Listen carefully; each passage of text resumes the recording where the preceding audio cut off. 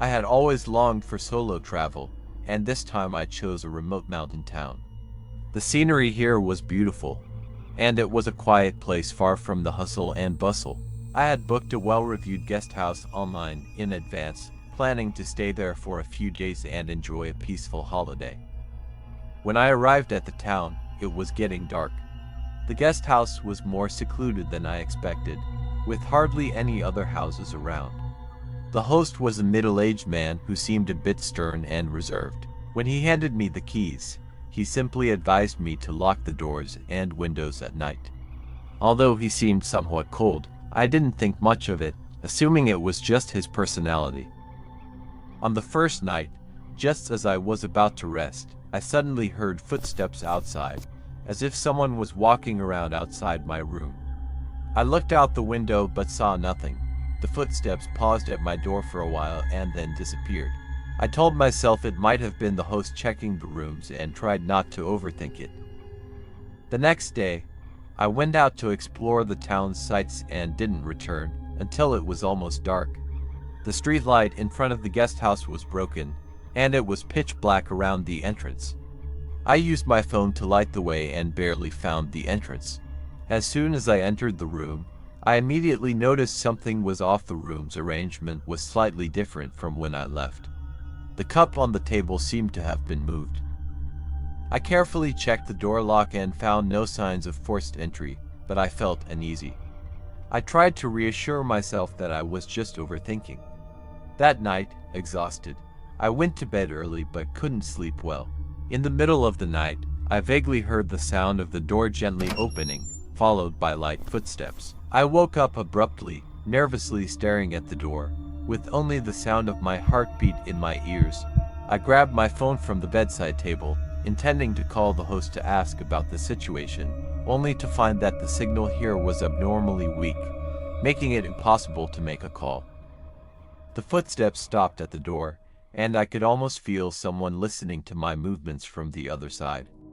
At that moment, my heart was in my throat, and countless terrifying thoughts raced through my mind. I quietly got up and picked up the only thing in the room that could be used as a weapon, a small knife. After a while, the noise outside finally stopped, but I didn't dare to let my guard down. That night, I barely slept until the morning light brought some relief. The next day, I decided to cut the trip short. When I saw the host before leaving, I cautiously asked if he had heard any noise the previous night. He looked at me coldly and simply said, "Nights in the mountains can be strange. It's wise to leave early." Although nothing truly terrifying happened during this trip, the sense of unease and fear lingered in my mind. Perhaps I was just too sensitive, but I might never know what really happened that night. I've always loved hiking, enjoying the solitude and beauty of nature as I traversed through forests alone. This time, I decided to challenge myself by taking on a less traveled, long-distance trail in the remote areas of the Appalachian Mountains. The mountains stretch endlessly with dense vegetation, attracting adventurers who love a good challenge. In a small town at the trailhead, I stayed at a modest inn, planning to set off early the next morning. The innkeeper, a middle-aged man, struck up a conversation with me, asking where I was from, how long I planned to hike, and if I was alone. I told him it was my first time in these mountains and my first time attempting such a long solo hike. He praised my courage and said I could contact him if I needed any help. The next morning, I packed my gear and set off along the trail into the forest. Everything went smoothly at first. The scenery was breathtaking, and I enjoyed the tranquility of walking alone on the forest path. However, as I passed through a particularly dense area of the forest, I had the unsettling feeling that someone was following me. Whenever I stopped, the sounds around me would stop as well. I looked back, but saw no one. As the day grew darker, I found a suitable spot to set up camp and pitched my tent. Just as I was about to sleep, I heard the sound of footsteps rustling outside. I held my breath and listened carefully. The footsteps seemed to circle my tent, then suddenly stopped. The unease made it difficult for me to sleep. After a while, I heard the zipper of my tent being gently pulled open. I quickly grabbed my knife and rushed out of the tent, only to find no one around. I realized that this forest wasn't as peaceful as it seemed. The next day, I decided to cut my trip short and head back to the town. Along the way, I felt the presence of someone following me again, and occasionally I could hear the sound of branches snapping. When I finally reached the town, the feeling of being watched slowly faded. I hurried back to the inn, intending to tell the innkeeper about my experience. However, when I arrived, the innkeeper was nowhere to be found. The townspeople informed me that the inn had been vacant for a long time, and the innkeeper had passed away years ago. Stunned, I recalled my conversation with the man and how he seemed to know my plans so well. I quickly packed my belongings and left the town. Although I never figured out who was stalking me, the experience gave me a new perspective on hiking. I still love nature, but I'll be more cautious and avoid taking unfamiliar paths alone.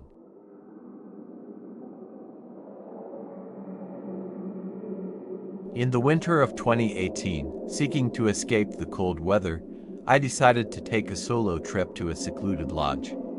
The lodge was nestled deep within a dense forest, offering a serene and tranquil environment perfect for unwinding.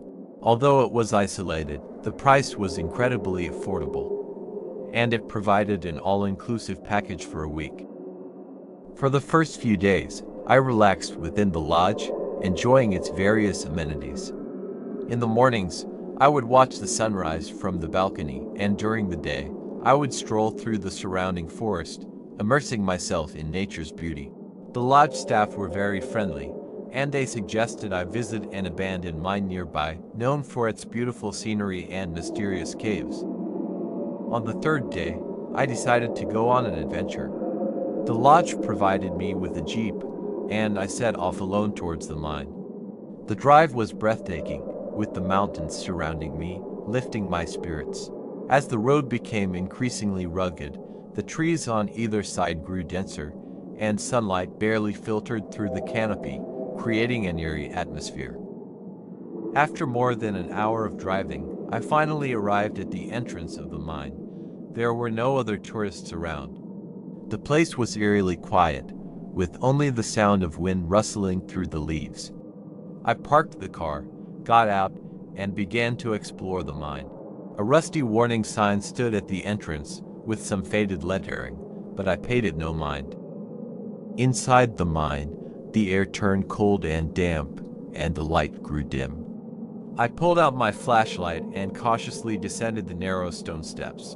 After about 10 minutes, I found a massive cavern with an abandoned piece of machinery in the center, surrounded by old mining tools scattered on the ground. Just as I was about to take a closer look, I heard faint footsteps behind me. I quickly turned around, sweeping the flashlight beam across the mine shaft, but saw nothing. My heart began to race as I realized I might not be alone. I slowed my breathing, trying to listen carefully to the sounds around me. Moments later, the footsteps came again, this time closer. A wave of fear washed over me, and I decided it was time to leave. As I hurried toward the exit of the mine, a stranger suddenly emerged from the darkness. He had a creepy smile on his face and spoke in a low voice. "Are you lost?" His sudden appearance alarmed me, and I instinctively replied, "No, I was just about to leave." The man slowly approached, holding a small knife that gleamed in the flashlight's beam. "You'd better stay and chat with me," he muttered. Realizing the danger, I quickly turned and ran, sprinting towards the mine's exit. The footsteps behind me grew louder, but I didn't look back. I burst out of the mine, jumped into the jeep, started the engine, and sped away as fast as I could. The man stood at the entrance, watching me leave, his eyes filled with frustration. After returning to the lodge, I immediately informed the staff about what had happened. They were shocked and promised to increase surveillance of the surrounding area. I requested to leave early and asked them to arrange transportation. That experience completely changed my view on solo travel. Even in a place that seems peaceful, danger can lurk in the most unexpected corners. There won't be a next time for solo trips to remote areas,